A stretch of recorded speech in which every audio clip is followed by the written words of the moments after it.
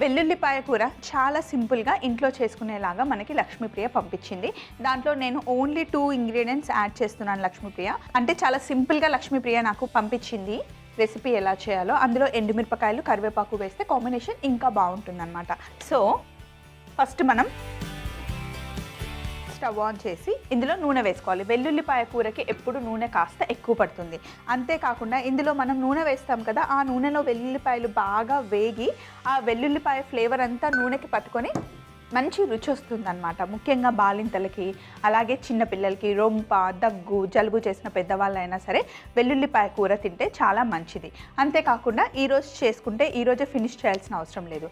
రేపు ఎల్లుండి తిన్నా కూడా ఇదేం పాడవదు. సో మరి నేను ప్యాన్లో నూనె వేశాను. నూనె కొంచెం వేడెక్కిన తర్వాత జస్ట్ తాలింపు కోసం నేను ఎండుమిరపకాయలు ఇంకా కరివేపాకు ఎక్స్ట్రా యాడ్ చేస్తున్నా.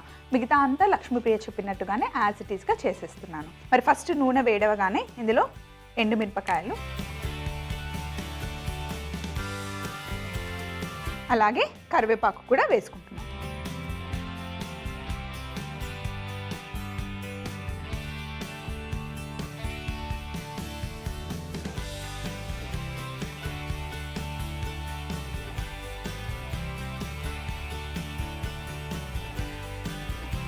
కొంచెం మంచి కలర్ వచ్చే వరకు వీటిని ఫ్రై చేసుకోవాలి.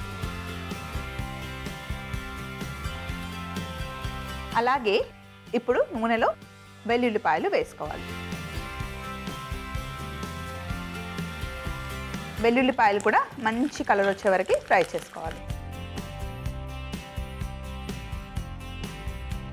కొంచెం చిన్న మంటలో మంచి కలర్ రావాలి. నూనె మటుకి కాస్త ఎక్కువే పడుతుంది. ట్రెడిషనల్ వంటకాల్లో ఎప్పుడు కాస్త నూనె ఎక్కువే పడుతుందండి.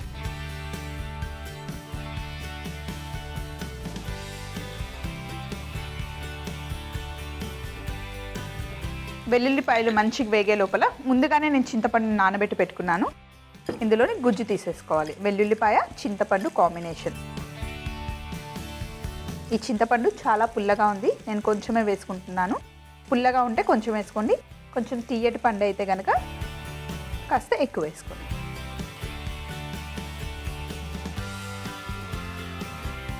ఇప్పుడు ఇందులో మనం పసుపు వేసుకోవాలి. చూడండి, వెల్లుల్లి మంచి కలర్ రావాలి ఇలా. ఇప్పుడు ఇందులో పసుపు వేసేసుకున్నాం.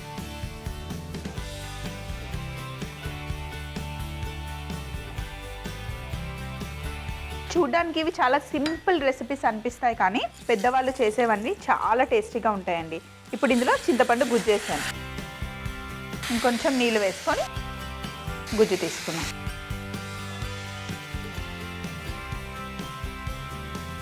ఎప్పుడు చింతపండు తెచ్చుకున్నా కూడా నార ఉన్న చింతపండు తెచ్చుకుంటే ఇలా గుజ్జు తీసుకుంటే నార సపోర్ట్తోనే మొత్తం గుజ్జు వచ్చేస్తుంది.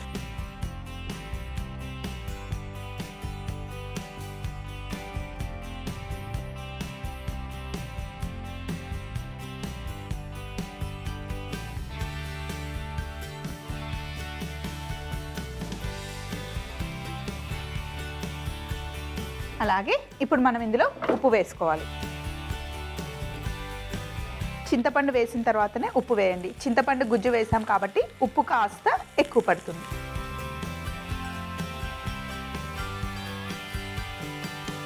చక్కగా వారం 10 రోజులు నిలవ ఉంటుందండి ఈ కూర. అలాగే కారం, ఉప్పు కారం వేసిన తర్వాత ఒక్కసారి టేస్ట్ చూసుకోండి. సరిపోతే ఓకే, సరిపోకపోతే ఇప్పుడే ఇంకొంచెం యాడ్ చేసుకోవచ్చు. సో ఇప్పుడు ఇవన్నీ వేసిన తర్వాత ఒక్కసారి బాగా కలిపి మొత్తం మళ్ళీ నూనె పైకి తేలేంత వరకు కుక్ చేసుకోవాలన్నమాట. చింతపండులో ఉన్న ఆ పులుపు వెల్లుల్లికి పట్టుకొని, వెల్లుల్లిలో ఉన్న ఆ వాసన, ఆ సువాసన అంతా కూరకి పట్టుకొని భలే రుచిగా ఉంటుంది. ఇది మళ్ళీ చిన్న మంటలో పెట్టేసి చక్కగా నూనె పైకి తేలేంత వరకు కుక్ చేసుకుంటే వెల్లుల్లిపాయ కూర తయారవుతుంది. మరి బౌల్ కూడా రెడీగా పెట్టేసుకుందాం. ఇలా నూనె పైకి తేలేంత వరకు కుక్ చేసుకోవాలి. ఒక బౌల్ తీసుకొని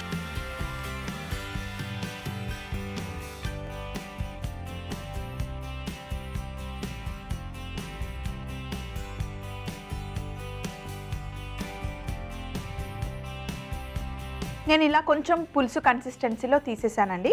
మీకు కావాలి అంటే ఇంకా థిక్గా కూడా చేసుకోవచ్చు. వేడి వేడి అన్నంలో భలే రుచిగా ఉంటుంది.